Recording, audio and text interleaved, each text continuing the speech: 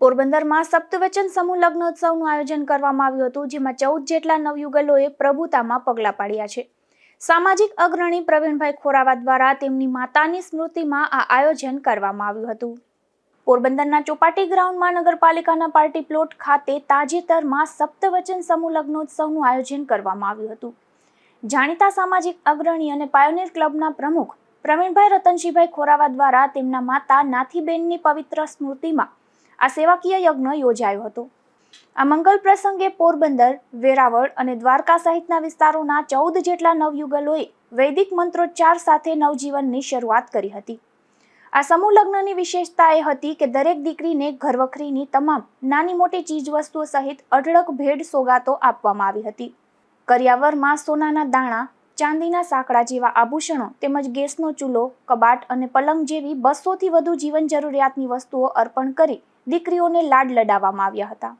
આ લગ્નોત્સવમાં આગલા દિવસે સાંજીના ગીત અને દાંડિયા રાસની ડીજે પાર્ટી યોજાઈ હતી, જેમાં 2500થી વધુ મહેમાનો જોડાયા હતા.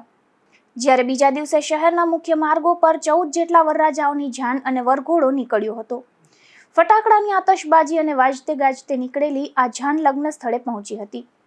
ત્યારે 5000થી વધુ લોકોની હાજરીમાં લગ્ન વિધિ સંપન્ન થઈ હતી અને સુરતના જાણીતા ઉદ્યોગપતિ મહેશભાઈ સવાણીએ ખાસ ઉપસ્થિત રહી નવદંપતીઓને આશીર્વાદ આપ્યા હતા. તેમજ તેમણે પ્રવીણભાઈ ખોરાવાની આ ઉમદા પ્રવૃત્તિને મુક્ત કંઠે બિરદાવી હતી.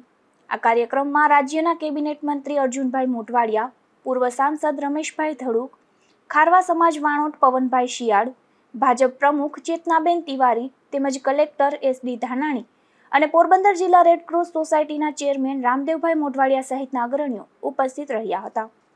તો પૂજ્ય ભાઈ શ્રી રમેશભાઈ ઓઝા અને પ્રદેશ અધ્યક્ષ જગદીશ વિશ્વકર્માએ શુભેચ્છા સંદેશ પાઠવ્યા હતા. આ સમગ્ર કાર્યક્રમમાં doctor Rajeshbhai Kotecha, project chairman Piyushbhai Majithia, Yaksh Khorava અને દેવશ્રી ખોરાવા, લીલાબેન મોતીવરસ, ઉમાબેન ખોરાવા અને જયેન્દ્રભાઈ ખૂટી સહિતનાઓએ જહેમત ઉઠાવી હતી. નિપુલ પોપટ સાથે અશોક થાનકી, ગુજરાત ન્યૂઝ, પોરબંદર.